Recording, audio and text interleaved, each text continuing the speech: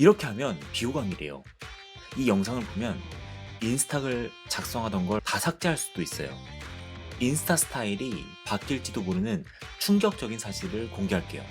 연구 결과가 밝혀졌습니다. 꼭 마지막까지 봐야 해요. 영업 비밀 알려드릴게요. 진짜 인격을 보여주셔야 돼요. 바꿔보세요. 우리는 인스타에서 다른 사람들이 올린 글을 많이 보게 됩니다. 그 중에서 자신이 산 물건이나 간 곳 같은 것을 소개하는 글들이 많죠.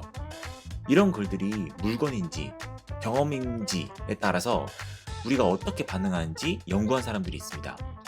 미국 워싱턴 대학이랑 서던 캘리포니아 대학에서 연구한 사람들이 인스타에 올린 글이 물건인지 경험인지에 따라서 우리가 언제 좋게 생각하는지 또 싫어하는지에 대해서 여러 가지 실험을 했습니다. 추천 여기입니다.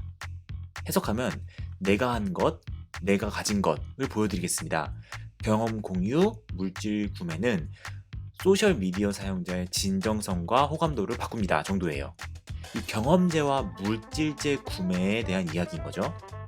예를 들어 A라는 사람이 인스타에 자신이 산 새로운 스마트폰이나 컴퓨터 같은 물건을 올린다고 가정해 봅시다.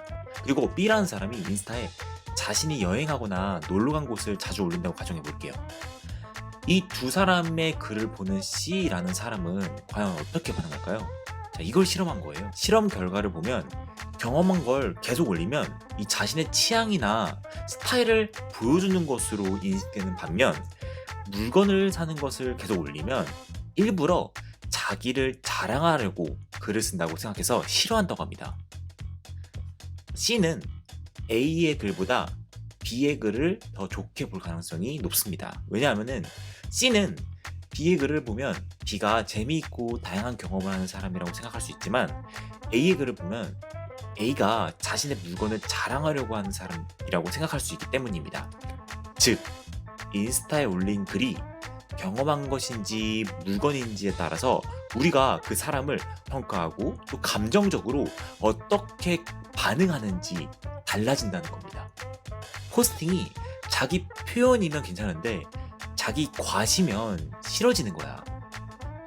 개인이나 기업이 인스타에 글을 올릴 때 어떻게 해야 하는지 알려주는 중요한 꿀팁이라고 할 수 있습니다. 요즘은 자기 브랜딩 시대입니다. 멋있게 하려고 인스타 계정을 열심히 쓰죠. 그럴 때 너무 많이 물건만 올리면 사람들이 싫어할 수 있으니 조심해야 한다는 거예요. 가끔은 경험한 걸 올리는 게 좋습니다. 진짜 모습을 보여주는 데 도움이 되기 때문입니다. 단순히 물질적인 가치만 강조하는 것보다는 경험적인 가치를 강조하는 것이 좋습니다. 예를 들어 스마트폰을 판매하는 CEO라시면 스마트폰의 성능이랑 디자인만 보여주는 게 아니라 이 스마트폰을 통해 어떤 재미있고 다양한 경험을 할 수 있는지를 보여주는 게 좋습니다. 또 후기나 사진을 공유할 때 이 고객들의 경험을 강조하고 고객들의 취향이나 스타일을 존중하고 또 진심을 전달하는 방식으로 공유하는 게 좋습니다. 예를 들어 여행 사이트를 운영하는 대표님이라면 여행객들의 여행 사진을 공유할 때 여행지의 풍경이나 명소만 보여주는 게 아니라 여행객들의 감정이나 감상을 함께 보여주고 또 이 여행객들의 개성이나 취미 이런 것들을 반영한 해시태그를 사용하는 것이 좋습니다. 또 인스타를 할 때 지나치게 반복적이거나 과장된 방식을 하지 않는 것이 좋습니다.